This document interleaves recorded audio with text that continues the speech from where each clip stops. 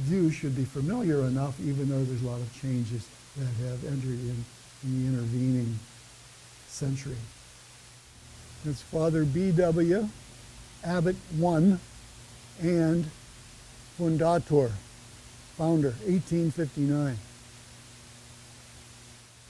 Well, this archway, as well as the keystone, were put in, as you can see, in 1859, when they were finishing up this courtyard and all the buildings were going to be enclosed. So they needed a way to get through there, and this was the passageway.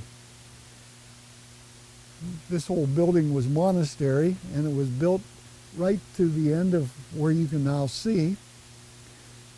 The rest of it was built later on in the end of the 1860s after the Civil War, and they built the bell tower as well about 1872. So you can see a distinct line between this building and that building, and the last room was that of Brother Bonaventure, who was the Civil War veteran who also served as the dispenser of both medicines and stories to the students. This building would be part of the original building, therefore, dating from 1859. A little bit further down, it would have been dated about 1854, 1856. There's a chapel in the middle. The building on this side is the remainder of the monastery building of 1859. It actually extended up another floor, and you can see that further extension a little bit more to your right. But the top part on this side was so badly burned, it had to be taken down because the fire took off the 4th floor and burned down into the 3rd floor on this part of the campus. But the old building, fortunately, was able to be retained. The chapel was built in the 1990s, so that's obviously a newer addition. On the bottom floor, you notice, is the ambulatory. This would have been built as a hallway to go from the monastery building to the basilica. That would have been put in there during the 1890s. Right behind it is today the monastery dining room. When that was built in 1892, that was the monastery library. Immediately above it, but now removed because of damage during the fire of '63, was the choir chapel, where the monks met to pray the Liturgy of the Hours. Just to give you a bit of an idea, it wasn't exactly there, but as you're looking, it will give you an idea of that tower sticking up. You could see and hear the bell tower from anywhere on campus, and everything was regulated by that. So the classes began and ended depending on when the bells rang. And Mass began at that time, or the Liturgy of the Hours began to be prayed when those bells rang. And those bells were louder than the bells that we now have in the front towers of the church. They were larger, for one thing. And because they were used manually, I suppose, being pulled by hand, large ropes, they also needed a greater effort. Today, everything is on timers. Electrical equipment runs them, and so you can go through life and not notice those bells. But when you have someone standing there in the hallway pulling on these ropes, you can't fail but see them, let alone hear them. During the fire, the water, they couldn't have enough pressure to raise the water coming from the hoses up to the tower, so they just had to let the tower burn. And when the fire was at its height in the tower, the 3 bells just come crashing down, and one of them rolled out into the hallway in front of the prior's office, which is the same hallway that is in the background that shows those steps leading up to the choir chapel. Before the choir chapel was here, before the dining room was here, right behind here was where the monastery cemetery was in the first, maybe 20 years of the monastery's existence. And maybe after the first 15 or 16 were buried there, then they transferred it to the top of the hill. because by that time they were starting to expand their building plans around here, and they had to remove all the cemetery which was around the original church. So as far as they were able to determine, according to gravestones in the ground or maybe family members who remembered where they were buried, the remains were reverently all removed to the top of the hill where the new cemetery was put in, starting in 1860. But the transfer took the whole decade until 1869 when they put up the big stone cross right at the center. So that opened up this space for use for other things, including putting in the monastery dining room. This is Anselm Hall. The monastery building was also 4 stories high, as you can see at the end there, but the fire was much more devastating on this side, so everything burned and fell down into the first floor and just burned inside. However, we put a roof on top to save it because we need to use it as a connector between the monastery and the church and the rest of the campus buildings. But you can see there where they put up partitions to close off that end of the building. We're standing in another courtyard. This was the sometimes called Seminary Courtyard, sometimes called Aquinas Courtyard in honor of St. Thomas Aquinas, whose statue stood here in the little water pond. And you also get another view of the monastery dining room and the site where the chapel was above it. Above the dining room in the choir chapel, there was a doorway that entered into the top of the sacristy. And as a matter of fact, the fire people were able to get up in there to squirt water to save the fire from leaping across from the choir chapel onto the basilica. If it got into the basilica, there's no way you could have stopped it. So there was a doorway. It was meant to be a spiral staircase out of metal going from that doorway up in the choir chapel down to the floor of the sacristy. The staircase was never put there, but the firemen were able to bring in a ladder and climb up there and have entry, and that was a fortunate thing. And so the fire was stopped right at the back of the basilica, or at the sacristy of the basilica, stopped over at that building, which is still standing.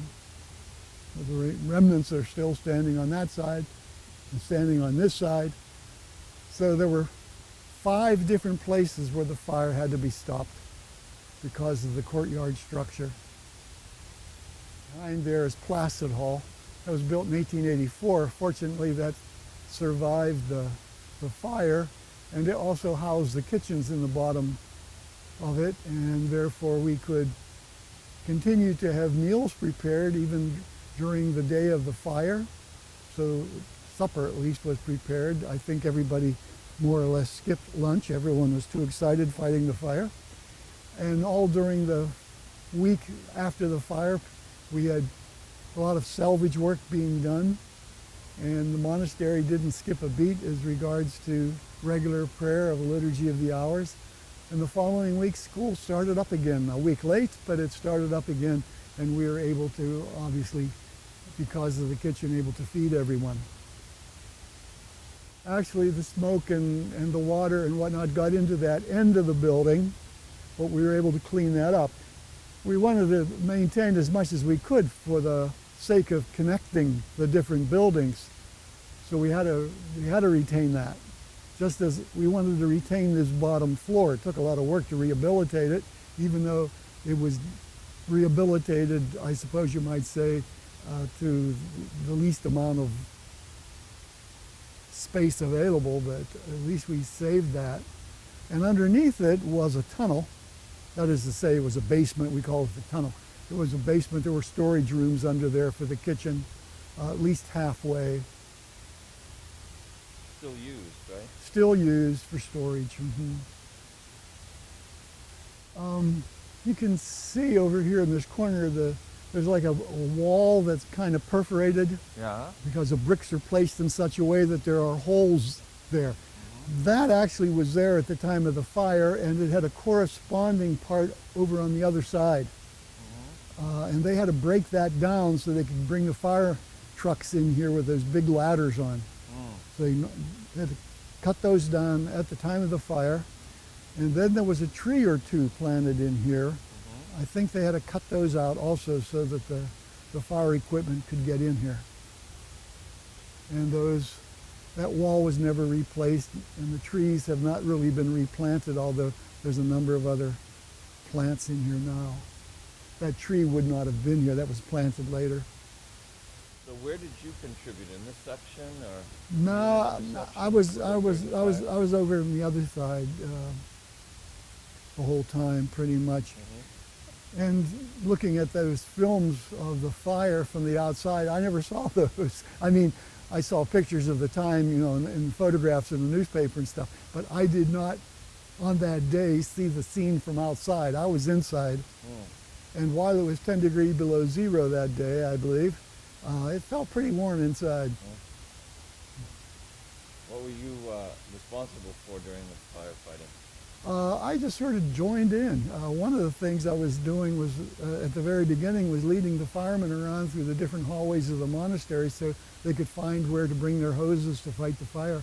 That had to be rearranged a number of times as the fire jumped over the tops of our heads. And also helping to evacuate some of the elderly, and also to remove some of the materials, like in one case, there was a section of photographic archives. A lot of those boxes and so forth had to be removed from the path of the fire. And I ran around doing whatever seemed to be necessary at the time. And I recall then at a late time in the evening, I'm going to say 10 o'clock or something like that, someone arranged that there would be small groups of us who would patrol the grounds. And so we took shifts of an hour or more walking around because everything was exposed, open. And we didn't know if people would be coming to collect souvenirs or what, and the fire was still burning. They had contained it. They stopped it at these 5 places, but they had set up contraptions that would hold the hose so the hose could keep squirting even if there was no one to support it. The water just kept falling on the places where the fire was for several days in different places. But we walked around the perimeter, and that was the first time I was outside. And even at 10 o'clock, 11 o'clock at night, I was running into all sorts of people who would come up to take a look at the fire. And it was kind of dangerous because it was so cold that the water had caused a tremendous amount of ice. And so it was easy to slip and fall, break a bone, twist an ankle or whatever. And then that night, I got a few hours of sleep. Among the young people, my room was, I think, the only one spared. I lived in a different building, whereas all the young people lived in this building here. And that was gone. So I know that I helped arrange for makeshift quarters for that night and for the following week. Father Omer did yeoman service on that before it was evening. He had people assigned to rooms on campus with their names on the door. It was remarkable. Good organization man in that regard, and thinking about other people the whole time so that they would have a comfortable place to spend the night. Fortunately, the students hadn't returned. They were to return the next day, the college students. Seminary had already returned. The no seminarians helped us to remove items from the church and from the hallway, the paintings in the hallway and furniture and whatever. And that was all stacked in the hallways of Wimmer Hall, at that time the seminary building. And then they went home, and everyone was away for about a week. The monks did most of the salvaging work here during the following week. Hard to imagine that's 50 years ago.